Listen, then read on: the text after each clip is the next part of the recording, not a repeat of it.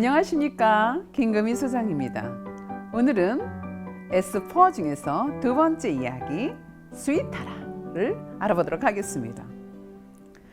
자, 제가 지난 1강에서 말씀드렸듯이 우리 그 신 선생은 블링블링한 옷을 입고 아이들에게 인기가 최고였죠. 근데 말씀드렸던 두 번째 이야기가 바로 스윗하라인데요. 그 선생님의 특징은 예쁜 옷만 입은 게 아니었어요. 그렇게 아이들을 곁에 두고 눈 마주치고 안아주고 부비부비하고, 그래서 아이들이 선생님 어깨에 손을 얹으면서 그 옆에 쭉 모여 앉아서 선생님한테 뭔가 사랑을 주고 받는 모습이 저에겐 정말 놀라운 모습이었죠. 저거였구나.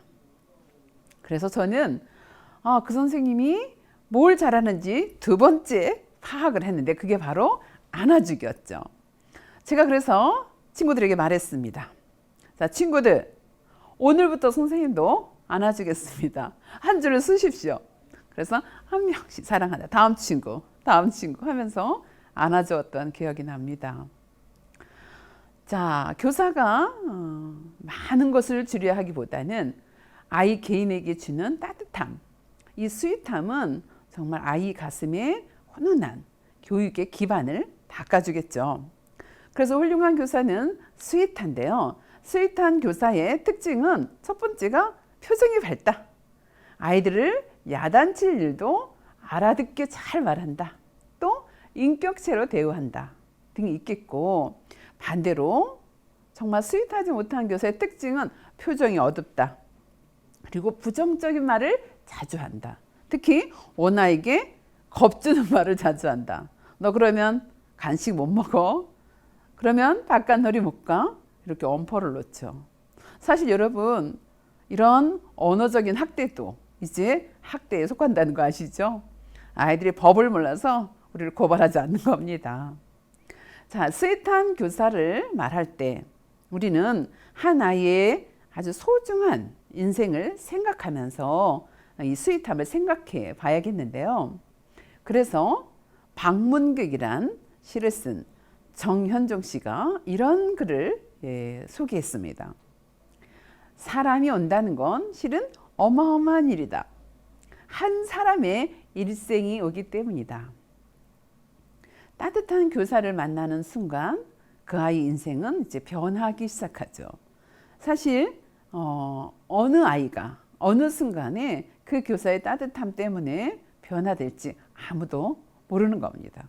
그래서 제가 존경하는 야누스 코르차님은 이런 말을 남겼습니다. 똑같은 교복을 입고 있어도 그 안에는 수백 개의 심장이 뛰고 있다. 서로가 다른 사랑과 서로가 다른 관심을 베풀어야 할 대상이다 라고 말이죠. 자, 그래서 우리는 아이를 살피고 또 아이의 마음을 만져주는 정말 따뜻한 스윗한 교사가 되어야 될 텐데요. 그런 스윗한 교사가 되는 방법, 첫 번째는 맞이하기입니다. 이 아이가 등원했을 때 제일 먼저 만나는 따뜻한 교사가 바로 여러분이셔야겠죠. 만약에 분주하다면 그 아이는 첫 등원부터 따뜻함을 경험할 수 없겠죠. 그래서 여러분, 많은 일을 할 일이 많다더라도 조금 제쳐놓고 아이를 눈과 눈을 맞이하면서 아이를 직접 맞이해주는 그런 교사가 스윗한 교사겠죠. 또한 아이와 함께 1대1로 만나주는 티타임을 하는 교사, 스윗한 교사겠죠.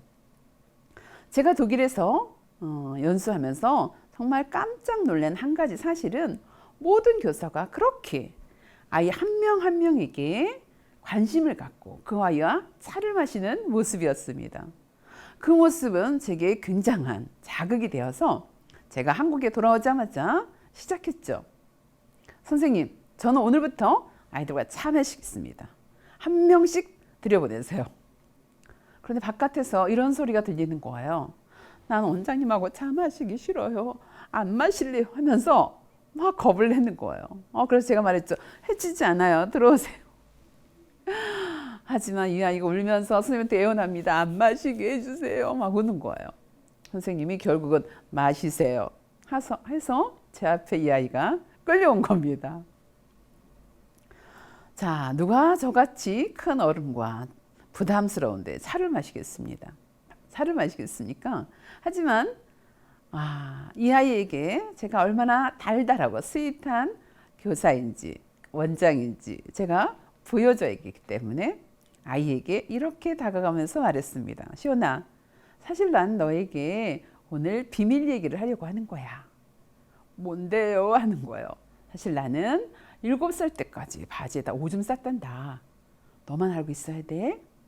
이 아이가 얼마나 그 비밀이 좋았는지 나가자마자 얼마나 떠들어대는지 아이들이 원장님 바지에 오줌 싸셨다면서 하고 소문이 났어요. 그런데 이 아이 눈빛은 그 다음 날부터 바뀌기 시작했습니다. 저만 보면 눈이 이글이글 나면서 너와 나는 특별한 관계야라는 눈빛을 주고받기 시작했죠. 이런 1대1의 스윗함은 1년 내내 시온이와 저의 관계를 아주 돈독하게 해줬습니다. 여러 아이를 사랑해 주는 것도 좋겠지만 이렇게 단 한 명의 아이와 스윗한 시간을 꼭 갖기 바랍니다. 자, 스윗한 교사가 하는 대화법이 있는데요. 자, 여러분 달달한 목소리로 한번 함께 외쳐보도록 하겠습니다. 그랬구나. 속상했겠네. 정말 좋았겠다. 선생님은 네가 제일 좋아. 여러분 이런 말들은 아이의 인생에서 잊혀지지 않은 아주 훌륭한 말이 되겠죠. 자, 그래서 저는 이런 티타임을 통해서 여러분 이런 예쁜 말들을 아이의 귀에 담아줬으면 좋겠고 또 이런 티타임 신청서를 가정에 보내면서 아이와의 티타임을 공식화하고 시스템화 한다면 더 없이 훌륭한 교사라고 말할 수 있겠죠. 자, 스윗한 교사의 특징은 이렇게 대화를 하는 것만 있을까요? 그렇지 않습니다. 우리가 눈, 온몸, 손짓으로 사랑을 표현하는 건데요. 이것을 스트로크라고 합니다. 전문 용어로 스트로크라고 하는데요. 손을 이렇게 비벼보면 사실 정전기가 살짝 나거든요. 이 약간의 열이 있을 때 등을 도닥인다든지 또 엄지척을 하면서 난 네가 제일 좋아 라고 한다든지 사랑의 하트를 날린다든지 이런 모습은 사실은 말없는 스윗함이 되겠습니다. 그래서 사실 이 네 가지가 스윗함의 또 스트로크의 가장 표본이 되는데요. 바로 아침에 기분 좋은 인사 한마디, 또 칭찬의 말, 또 세 번째는 밝은 미소, 네 번째는 어깨를 두드려주는 거. 이런 스윗한 교사, 여러분 아이들이 정말 좋아하겠죠? 반대로 부정적 스트로크도 있어요. 교사가 교실 안에서 화를 낸다거나 부정적인 말을 막 사용할 때 아이들은 정말 마음이 쪼그라들면서 불안하겠죠. 이런 아이들은 특징이 있는데 서로 다툼이 많고 또 교사를 닮아서 부정적인 언어를 많이 사용하게 됩니다. 또 공격적으로 변하기도 하죠. 이렇게 볼 때 교사가 교실 안에 뿌려주는 요정이 뿌리는 가루와 같은 따뜻한 스트로크, 따뜻한 스윗함은 전반적인 아이들의 정서에 영향을 미친다고 할 수 있겠습니다. 자, 그래서 저는 여러분께 스윗한 7초 포옹법을 알려드릴 건데요. 7초 포옹은 말 그대로 7초 동안 가만히 안고 있는 겁니다. 굳이 많은 말을 할 필요 없습니다. 그래서 여기 보이는 글귀대로 어떻게 할까요? 두 손을 마주 잡아요. 두 눈을 마주 보아요. 당기어 안아줘요. 귀에다 사랑해 라고 말하는 거죠. 자, 이런 스윗함은 모든 아이들에게 더 없는 행복감을 줄 텐데요. 사실은 스윗하지 못한 교사와 또 스윗한 교사 간에는 약간의 또 이유가 있기도 합니다. 여러분 어떻습니까? 여러분 중에 만약에 어린 연령을 담당한 교사가 있다면 자연스럽게 스윗함이 나오겠죠. 아우 너무 귀여워 하면서 그 아이가 저절로 예뻐서 그 아이가 정말 배변을 봐도 실수를 해도 아이기 때는 다 귀여워합니다. 그러나 5세 되면 어떻습니까? 고집이 세지면서 교사도 갑자기 불끈불끈 화가 나기 시작하죠. 그래도 5세까지는 귀엽습니다. 6세 어떻습니까? 좀 이상하죠. 귀엽지도 않으면서 애매한 아이들, 능력도 없으면서 질문만 많고 사실 뭔가 가르쳤다는 어떤 보람을 못 느끼게 되는 정말 힘든 6세입니다. 그런데 더 문제는 사실 7세죠. 미운 7살이잖아요. 그래서 제가 이렇게 보면 어린 연령의 선생님은 땀은 막 나는데 표정이 막 살아있고 스윗스윗하고, 높은 연령이 갈수록 약간 드라이해져요. 그래서 7세 친구들을 보면 교사들이 자꾸만 왠지 사무직원처럼 고3처럼 대하기 쉽습니다. 자, 친구들 도시락 펴니다. 한 줄로 서세요. 그래서 아이들도 사실 꺼끌꺼끌한 자기 자신도 문제지만 교사의 이러한 드라이함이 행복을 가져다 주지 않죠. 자, 어느 날 제가 7세 반 교실 앞을 지나가고 있는데 갑자기 승일이가 막 울고 있는 거예요. 옆에 선생님이 계십니다. 선생님이랑 완전 대치 상태에서 막 씩씩거리고 있는 거예요. 제가 본 바로 승일이는 벌써 몇 주째 등원 거부를 보이고 있었고, 엄마는 왜 자꾸 승일이가 가기 싫어할까요? 라고 저에게 상담까지 한 적이 있었거든요. 자, 제가 이제 승일이와 교사의 모습을 살펴봤더니 승일이에게 선생님이 더 막 화를 내면서 너 왜 이렇게 말을 안 듣는 거야? 막 이렇게 화가 나신 거예요. 제가 그래서 조심스럽게 다가갔습니다. 선생님 무슨 일이죠? 그랬더니 선생님 말씀이 승일아 네가 말씀드려 진짜 하면서 마치 친구와 싸우듯이 화가 나 있는 거예요. 너무 마음이 아픈 저는 승일이를 데리고 원장실로 왔습니다. 그래서 제가 말했죠. 승일아 선생님이 다 너 사랑해서 그러는 거야. 아니에요 나만 미워한단 말이야 이러는 거예요. 내가 너무 마음이 아파서 승일아 오늘은 원장님 너 소원 하나 들어줄게 말해봐 했더니 나 원장님하고 바깥에 놀이터 가고 싶어. 제가 속으로 말했죠. 그래서 네가 자꾸 혼나는 거야. 아니 이 10시에 이 대낮에 지금 단둘이 지금 놀이터 가야 되는 거죠. 제가 핸드폰 두고 손을 잡고 놀이터로 갔습니다. 오늘은 상호작용이 뭔지 스윗함이 뭔지 너에게 다 보여줘서 마음을 달달하게 만들어줘야지 하고 마음 먹고요. 자 한참을 가다가 갑자기 승일이가 신났는지 원장님 빨리 와봐요 그러는 거예요. 갔더니 꽃이 하나 폈는데 원장님 꽃 너무 이쁘죠. 제가 이때 스윗한 목소리로 이렇게 말했습니다. 와우 진짜 예쁘구나. 그랬더니 승일이가 저를 올려다보더니 그런데 목소리 왜 그렇게 해요? 그러는 거예요. 이게 바로 상호작용 스윗한 목소리야. 자 그날 저는 달달하게 승일이를 행복하게 해주고 20분 만에 돌아왔습니다. 돌아오는데 원안에서 정말 시끌벅적한 아이들의 목소리가 그날따라 쓸쓸하게 들렸던 것은 이렇게 승일이처럼 뭔가 때를 부려서 저와 함께 스윗한 시간을 보낸 것이 어쩌면 모든 아이의 권리이기 때문인 거죠. 자 여러분 이렇게 승일이뿐만 아니라 모든 아이에게 따뜻하고 스윗한 교사가 되셔야겠습니다. 자 마지막으로 스윗한 교사의 모습은 또 어떤 게 있을까요? 여러분 사실은 우리 안에는 정말 충분히 아이들을 사랑하고 또 결심하고 오지만 실제로 사랑하기 쉽지 않아요. 너무나 분주하기 때문에 스윗하긴 쉽지 않아요. 그러나 여러분 한번 이렇게 해보세요. 아이가 한 명 한 명의 어떤 문제를 갖고 있을 때 혹은 그 아이가 변했으면 좋겠다는 것을 여러분 생각했다면 요만한 종이에 기도문을 써보는 거예요. 그리고 그 아이를 위해서 잠시지만 기도를 하는 겁니다. 여러분 저는 크리스찬인데요. 사실 제가 크리스찬이어서가 아니라 제가 첫 번째 아이를 위해서 기도하게 된 계기가 있었습니다. 자, 제가 다니는 원에서는 승철이라는 아이가 있었는데요. 이 아이는 제가 제일 미워했습니다.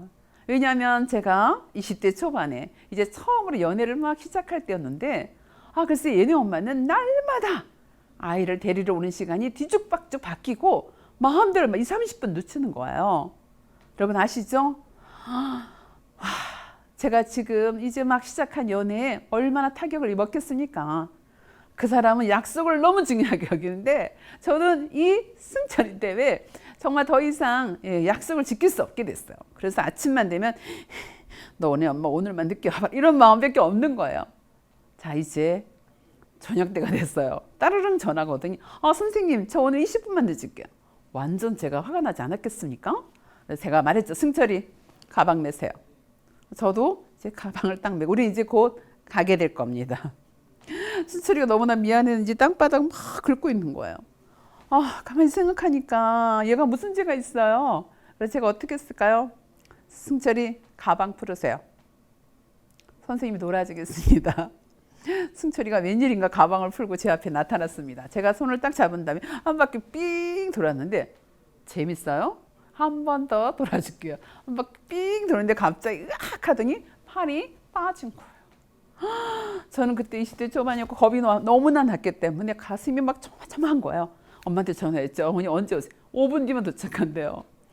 여러분 이때 제 마음속에 너무나 콩닥콩닥 하면서 무서운 언감이 김 선생 이 아이는 지금 장애가 됐네요. 이제 선생님 경찰서 갑시다. 이럴 것만 같은 거예요. 근데 이때 나쁜 생각이 스쳐갔지 뭐예요.